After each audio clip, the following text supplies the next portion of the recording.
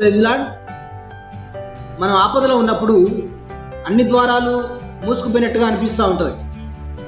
కానీ మనం ప్రార్థించినప్పుడు దేవుడు తప్పకుండా ఒక ద్వారాన్ని దేవుడు తెరిచి ఉంచుతాడు. ఖచ్చితంగా అది నా జీవితంలో జరిగింది. అలాగే దావీదు జీవితంలో అనేకసార్లు జరిగింది.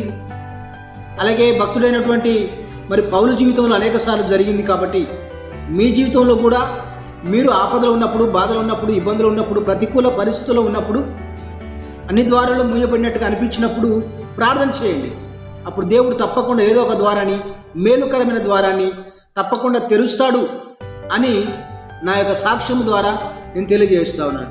నిరుత్సాహపడకుండా దేవుని మీద ఆధారపడితే దేవుడు తప్పకుండా మనకు ఒక ద్వారాన్ని తెరుస్తాడు.